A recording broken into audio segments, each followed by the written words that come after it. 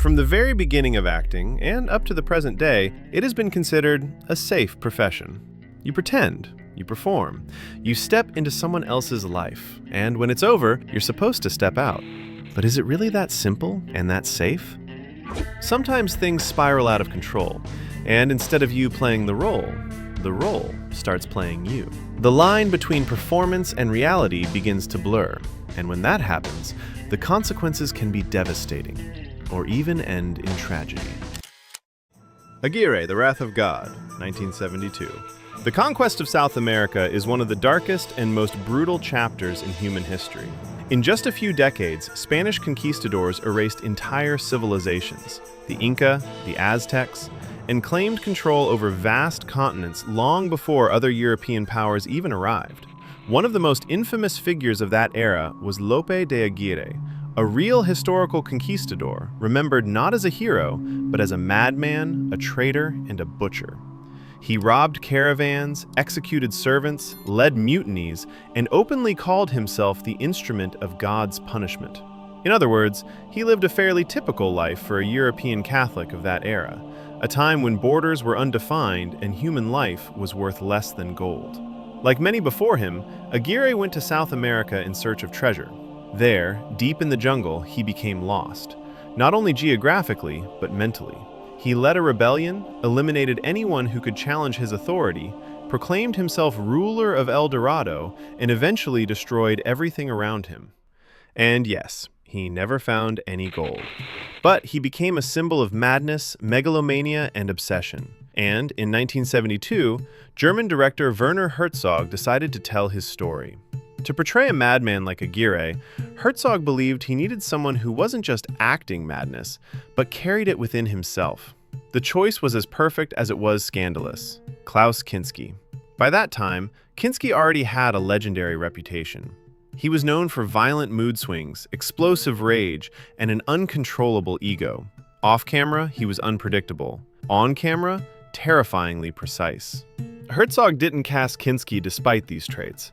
He cast him because of them. Kinski's Aguirre is not a charismatic leader in the traditional sense. He limps, he whispers, he stares at people like they're already dead. And slowly, almost imperceptibly, he infects everyone around him with his delusion. The film itself feels built around his presence. The camera lingers on his face, from below, in tight close-ups, as if the jungle itself is being forced to witness his madness. Even when Aguirre is silent, he dominates the frame. During filming, Kinski's behavior repeatedly crossed the line from difficult to dangerous. He screamed at the crew, threatened people, and attacked extras. In one incident, he swung a real sword during a scene. One man survived only because he happened to be wearing a metal helmet. At another point, during one of his outbursts, Kinski fired a gun near the sleeping crew. An indigenous extra lost part of his finger. This was no longer method acting. This was chaos. Herzog later admitted that when Kinski threatened to abandon the film, he followed him into the jungle with a rifle and told him he would shoot him, and then himself, if the production collapsed. Kinski having violent fits of rage and throwing a tantrum each day, and it came to a point where I threatened actually to shoot him because he wanted to walk out of the film, and I was dead serious. He actually understood that it was not a joke anymore. Kinski believed him, and he stayed. Their relationship was built on pure contradiction, hatred and dependence, fear and admiration. Herzog would later describe Kinski as a necessary evil, and somehow that madness translated perfectly to the screen. Kinski doesn't perform Aguirre, he becomes him. The God complex, the paranoia, the absolute belief that the world exists to serve his vision. By the end of the film, it's no longer clear where the character ends and the actor begins. And that is what makes Aguirre, The Wrath of God so disturbing. Not just as a story about conquest, but as a real example of what happens when a role goes too far. Possession, 1981. If Klaus Kinski was already mad before stepping into the role of Aguirre, Isabelle Adjani was perfectly sane before stepping onto the set of Possession. Here, madness didn't exist first. It arrived during the performance. In 1981, Polish director Andrzej Zulawski released Possession, a film born out of personal collapse. Zulawski was going through a brutal divorce, exile from his home country, and the destruction of his career in Poland. This film wasn't written as a metaphor. It was written as a breakdown. At the center of it stood Isabelle Adjani. At the time, Adjani was already a respected and admired actress. Elegant, controlled, almost untouchable. Possession destroyed that image completely. The film follows a woman named Anna, living in West Berlin, whose marriage disintegrates into something far more disturbing than betrayal or jealousy. What begins as domestic drama slowly mutates into hysteria, identity loss, and something that can't be named or explained without reducing its power. Adjani's performance is not gradual, it's violent. Her body convulses, her voice breaks into animal sounds, her emotions explode without warning.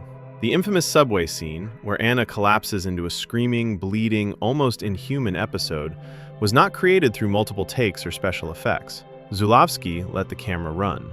Adjani pushed herself until there was nothing left to control.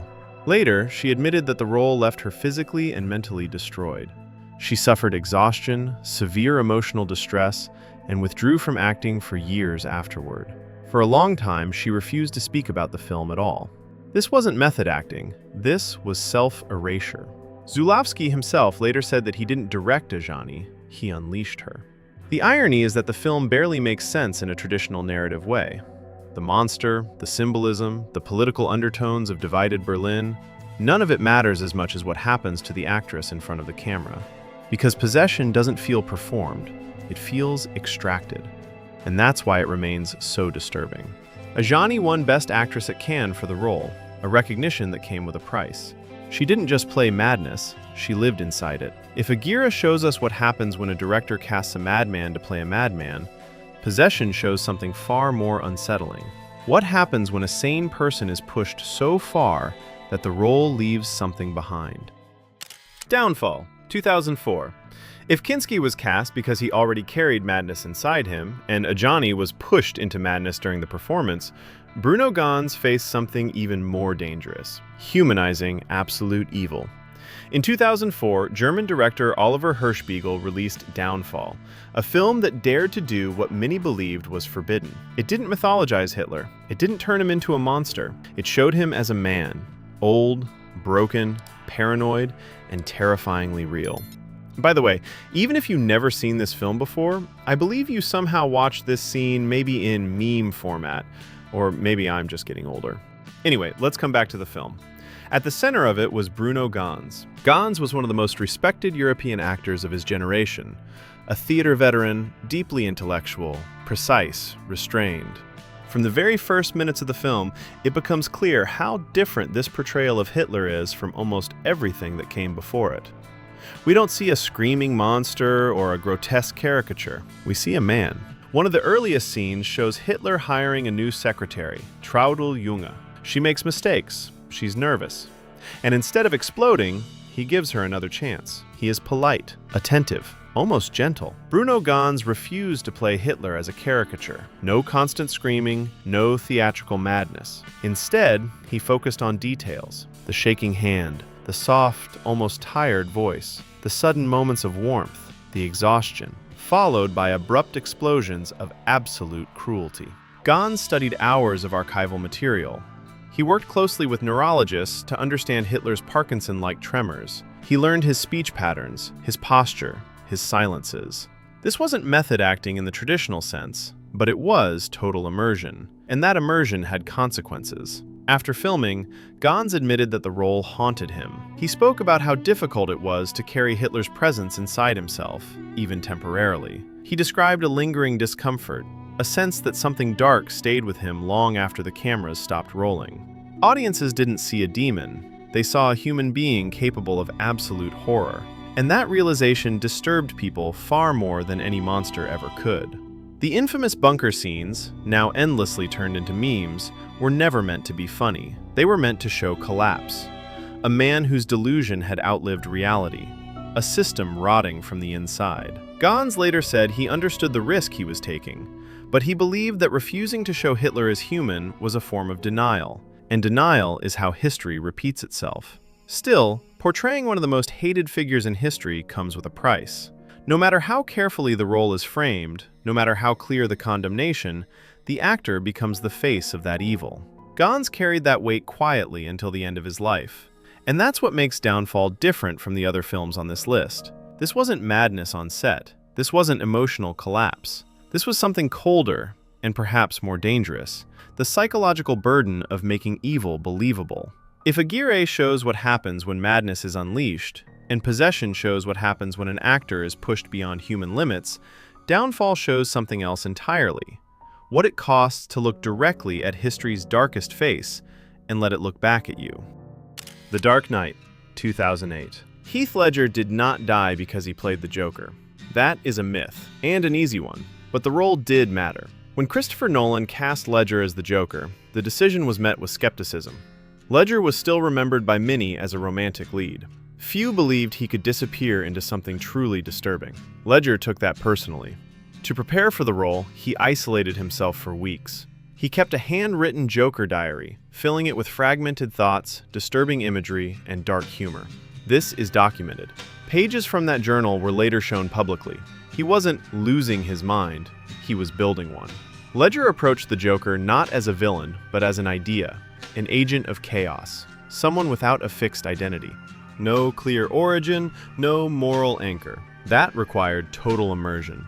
During filming, Ledger was intensely focused, but not violent or unstable on set. Crew members and Nolan himself have repeatedly said this. He was professional, calm, precise. The chaos was reserved for the character, not the production. However, the role deepened an existing problem. Ledger had struggled with insomnia and anxiety long before The Dark Knight. After filming Wrapped, the sleep issues worsened. He spoke openly in interviews about being unable to shut his mind off, about exhaustion, about relying on medication to rest. In January 2008, Heath Ledger died from an accidental overdose. The medical report is clear. A lethal combination of prescribed medications, painkillers, anti-anxiety drugs, and sleeping pills. The Joker did not kill Heath Ledger.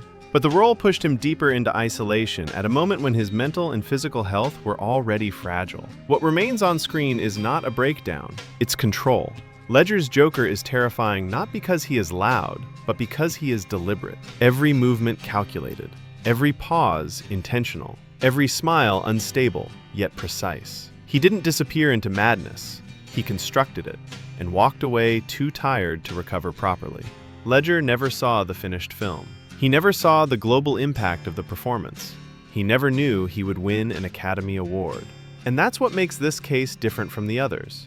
Not a role that destroyed an actor, but a role that demanded everything, at a time when there was nothing left to give. That's it for today. If you enjoyed this video, hit the like button and subscribe for more. See you in the next one.